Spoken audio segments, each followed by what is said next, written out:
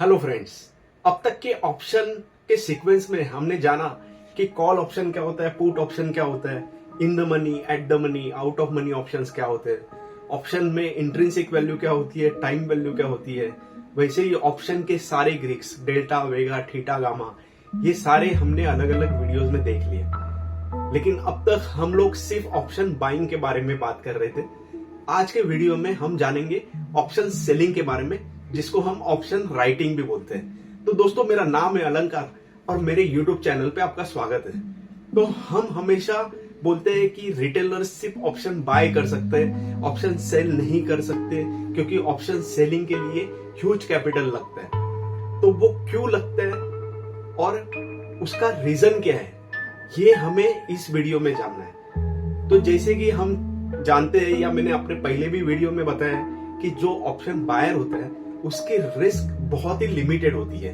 मतलब उसने जितना ऑप्शन प्रीमियम बाय किया है उतना ही उसका रिस्क है। फॉर एग्जाम्पल, अगर किसी ने निफ्टी का कॉल ऑप्शन लिया है 200 रुपए में और निफ्टी की लॉट साइज है 35, इसका मतलब उसने 7000 रुपीज की इन्वेस्टमेंट की है। अब ये ऑप्शन बायर का मैक्सिमम लॉस 7000 हो सकता है, क्योंकि ऑप्शन प्रीमियम कभी भी निगेटिव नहीं हो सकता। वो मैक्सिमम 0 हो सकता है, वो भी उसके एक्सपायरी डेट पे ही होगा। और इसके वजह से वो ऑप्शन बायर है, उसका मैक्सिमम लॉस 7000 ही हो सकता है। लेकिन ऑप्शन राइटर का इसका उल्टा रहता है। मतलब उसका जो लॉस रहता है वो अनलिमिटेड रहता है और उसकी जो प्रॉफिट है वो लिमिटेड है। फॉर एग्जाम्पल, यही केस में अगर किसी ने 200 का कॉल ऑप्शन राइट किया हुआ है तो उसका मैक्सिमम प्रॉफिट हो सकता है 7000 रुपीज, लेकिन जो लॉस है वो अनलिमिटेड हो सकता है। मतलब उसका कोई लिमिट नहीं है। वो एक्सपायरी तक निफ्टी कितना ऊपर जाएगी, कितना नीचे जाएगी, इसके ऊपर डिपेंड करता है उसका लॉस। तो हम एक एग्जांपल के साथ इसको समझते हैं कि क्यों ऑप्शन राइटिंग करना रिस्की भी है और बहुत ज्यादा एक्सपेंसिव है, कि आपको बहुत ज्यादा कैपिटल इसमें इन्फ्यूज करना पड़ेगा ऑप्शन राइटिंग के लिए। तो हम ये एग्जांपल में उसको समझते हैं। तो दोस्तों, निफ्टी का स्पॉट का प्राइस चल रहा है 25,000, मतलब ये आपकी अंडरलाइंग असेट है। और आज का डेट है 8 अक्टूबर 2025। निफ्टी 25,000 पे क्लोज हुई है अंडरलाइंग प्राइस। अगर हम निफ्टी का 25,000 के स्ट्राइक प्राइस का कॉल ऑप्शन खरीदते हैं, जिसका प्रीमियम अभी चल रहा है 279 रुपीज, अराउंड 280 रुपीज या 300 रुपीज समझ लो, और इसका एक्सपायरी है 28 अक्टूबर 2025, मतलब यहां से 20 डेज के बाद है इसकी एक्सपायरी। अब मैं यहाँ पे इसको बाय करूंगा, अराउंड ये 300 रुपीज का ऑप्शन प्रीमियम है।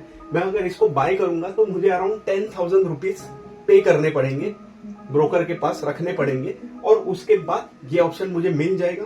और मैक्सिमम ये ऑप्शन क्या हो सकता है, 28 अक्टूबर को अगर ये आउट ऑफ मनी चला गया, क्योंकि अभी ये एट द मनी है, माइट बी ये आउट ऑफ मनी चला गया और मैंने एक्सपायरी तक इसको कैरी किया, तो ज्यादा से ज्यादा क्या होगा, ये ऑप्शन 0 हो जाएगा।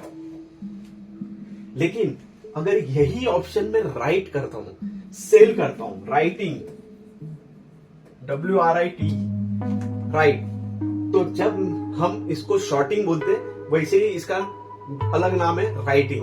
तो हम कभी भी कोई कॉल राइट करते हैं तो मेरा जो प्रॉफिट क्या होगा, जो ऑप्शन बायर का मैक्सिमम लॉस है, मेरा उतना ही मैक्सिमम प्रॉफिट होगा। और ऑप्शन बायर का जैसे प्रॉफिट अनलिमिटेड होता है, ऑप्शन सेलर का जो लॉस रहेगा वो अनलिमिटेड रहेगा। तो ये केस में अगर मैं 25,000 का कॉल ऑप्शन राइट करता हूं 8 अक्टूबर को 279 रुपीज पे, तो मेरा प्रॉफिट मैक्सिमम ये 279 पॉइंट्स है, मतलब अराउंड 10,000 रुपीज। लेकिन अगर फॉर एग्जाम्पल ये जो निफ्टी 25,000 पे अभी चल रही है, फॉर एग्जाम्पल अगर ये 16 अक्टूबर के आसपास 25,500 हो गई, तो ये कितने पॉइंट से इन द मनी हो गई, 500 पॉइंट से इन द मनी हो गई।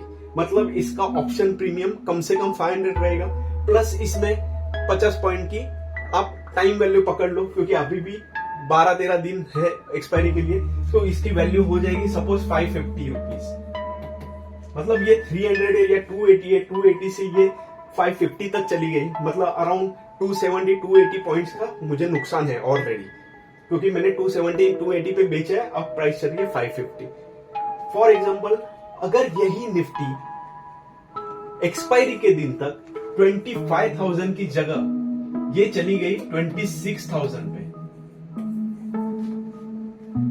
तो मेरी इसमें इंट्रिंसिक वैल्यू कितनी है? सिंपली आपको क्या करना है, ये इन द मनी ऑप्शन है, तो इसकी इंट्रिंसिक वैल्यू इज आपका जो अंडरलाइन प्राइस है और स्ट्राइक प्राइस, इसके बीच का डिफरेंस, जो मैंने मेरे पहले भी वीडियोस में बताया है कि किस तरह से आप इंट्रिंसिक वैल्यू निकाल सकते हैं इन द मनी ऑप्शन में।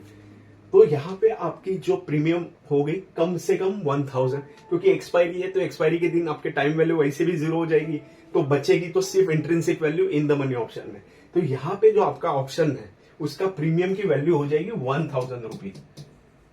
आपने बेचा है 279 पे और आपको अभी खरीदना पड़ेगा इसको 1000 पे, मतलब आपका नुकसान कितना है? Around 720 points. तो 720 इंटू 35 कर लोगे तो अराउंड जो भी आपका 25-30 हजार का इसमें लॉस हो जाएगा।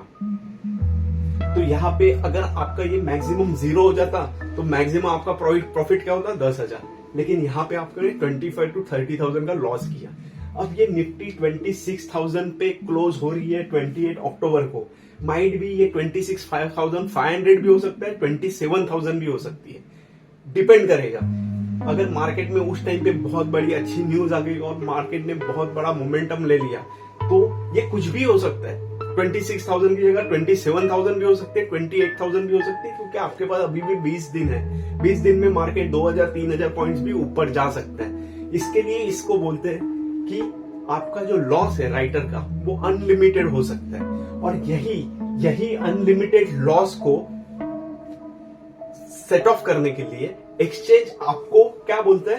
आपको भरना पड़ेगा जो फ्यूचर में आपका जो मार्जिन लगता है। अगर मेरा निफ्टी फ्यूचर में जो मार्जिन लग रही है, फॉर एग्जांपल मुझे निफ्टी फ्यूचर बाय या सेल करने के लिए अगर 2 लाख की मार्जिन लग रही है, रुपीज 2 लाख लग रहे हैं, तो मुझे ऑप्शन राइटिंग में भी 2 लाख का ही मार्जिन लगेगा।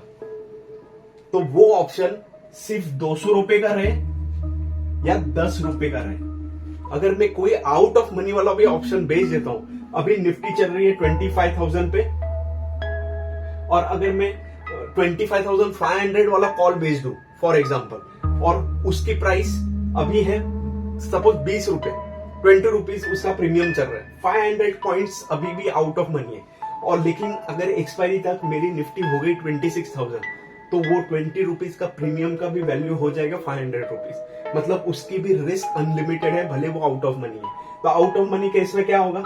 माइट भी आपका थोड़ा सा ऑप्शन जो मार्जिन है वो थोड़ा कम हो जाएगा, मतलब एट द मनी में अगर आप 2 लाख या 1.75 लाख भर रहे हो तो शायद आउट ऑफ मनी में आपको 1.5 लाख भरना पड़ेगा। तो और ज्यादा से ज्यादा आपका प्रॉफिट क्या होगा?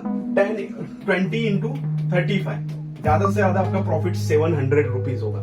तो 700 रुपीज कमाने के लिए आपको 1.5 लाख रुपया इन्वेस्ट करना पड़ेगा मार्केट में, और वो भी 700 रुपीज आपके तभी बनेंगे जब एक्सपायरी आएगा, क्योंकि सिर्फ एक्सपायरी के दिन पे ही आपका ऑप्शन प्रीमियम जीरो हो सकता है, उसके पहले जीरो नहीं होगा।